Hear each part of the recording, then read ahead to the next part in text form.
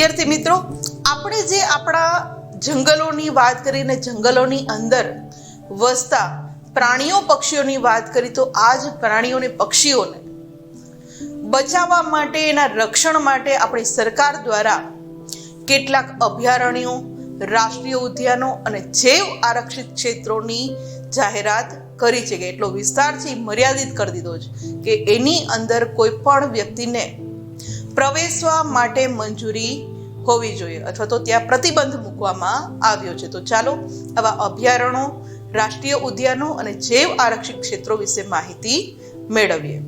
વિદ્યાર્થી મિત્રો, વન્યજીવન, જે વન્યજીવો છે, પ્રાણીઓ પક્ષીઓ છે જંગલમાં રહેનારા, એના સંરક્ષણ એટલે એની સુરક્ષાના હેતુ માટે, કારણ કે પહેલાના સમયની અંદર ઘણા બધી વન્યજીવોને છે એ શિકાર કરવામાં આવતા હતા. એના ચામડા માટે, બીજી કોઈ વસ્તુઓ માટે હરણના શિકાર થતા હતા. તો એના સંરક્ષણના હેતુ માટે કેટલાક વિસ્તારોને, કે જે વિસ્તારમાં આવા વન્ય પ્રાણીઓ વધુ જોવા મળે છે, એવા જંગલ વિસ્તારોને ખાસ કાયદાકીય જોગવાઈથી કાયદો ઘડવામાં આવ્યો છે એની માટે, અને કાયદાકીય જોગવાઈથી નીચે મુજબના વિસ્તારો કે ક્ષેત્રો જાહેર કરવામાં આવ્યા છે. કયા કયા ક્ષેત્રો છે, ચાલો આગળ એની માહિતી મેળવીએ. કે અહીંયા જે આપણને ઇમેજની અંદર જે અલગ અલગ પ્રાણીઓ જોવા મળે છે, મુક્ત રીતે હરી ફરી શકે, એનો શિકાર ન થાય, એને કોઈ હેરાન ન કરે, એ માટે આપણી સરકાર દ્વારા કાયદાકીય જોગવાઈથી જે વિસ્તારો, ક્ષેત્રો જાહેર કર્યા છે, જેને આપણે અભયારણ્યો, રાષ્ટ્રીય ઉદ્યાનો અને જૈવ આરક્ષિત ક્ષેત્રો તરીકે ઓળખીએ છીએ, જે આપણે જોઈ શકીએ છીએ. આગળ વાત કરીએ વિદ્યાર્થી મિત્રો, તો અભયારણ્ય, રાષ્ટ્રીય ઉદ્યાન અને જૈવ આરક્ષિત ક્ષેત્ર એની રચના કઈ રીતે થાય? તો કે અભયારણ્યની રચના છે રાજ્ય સરકાર દ્વારા થાય છે, જ્યારે રાષ્ટ્રીય ઉદ્યાનની રચના છે એ રાજ્ય અને કેન્દ્ર સરકાર, આ બેઉ સરકારના સંકલનથી રાષ્ટ્રીય ઉદ્યાનની રચના થાય છે. જૈવ આરક્ષિત ક્ષેત્ર છે એ વિદ્યાર્થી મિત્રો આંતરરાષ્ટ્રીય માપદંડો મુજબ, એમાં રાજ્ય સરકાર કે કેન્દ્ર સરકાર નહીં, પણ આંતરરાષ્ટ્રીય જે માપદંડો નક્કી કરવામાં આવ્યા છે એને આધારે આ જૈવ આરક્ષિત ક્ષેત્રો નક્કી કરવામાં આવે છે.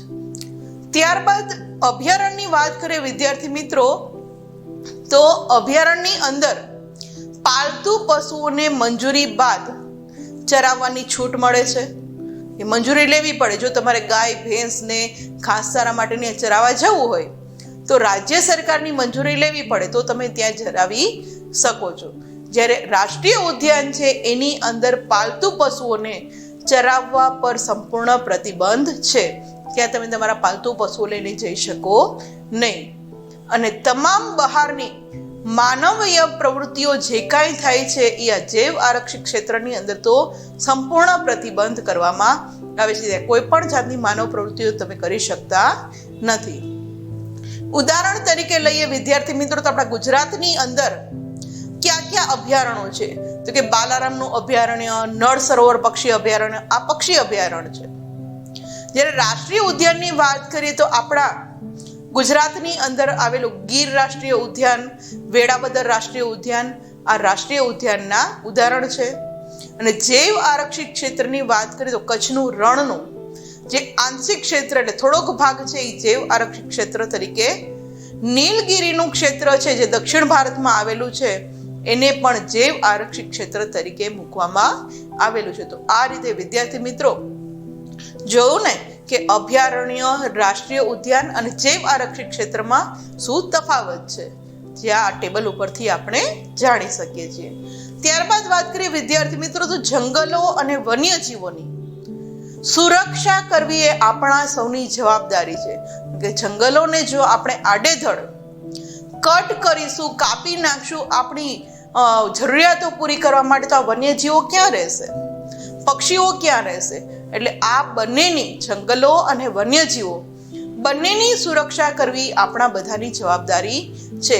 તેના માટે ફક્ત સરકાર જ નહીં, પણ આપણે પણ એમાં ભાગીદારી લેવી પડશે.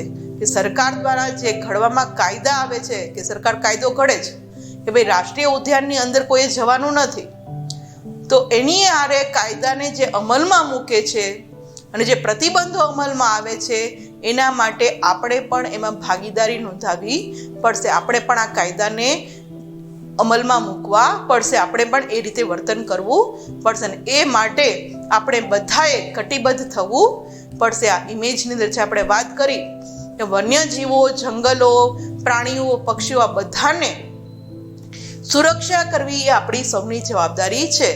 તો જોયું ને વિદ્યાર્થી મિત્રો, આ પાઠની અંદર આપણે આપણા ભારતની અંદર અનુભવાતી બધી ઋતુઓ, આપણા ભારતની અંદર આવેલા વિવિધ જંગલો વિશે આપણે કેટલી સરસ માહિતી મેળવી. આશા રાખીએ છીએ કે તમને ખૂબ સરસ રીતે સમજાયું હશે.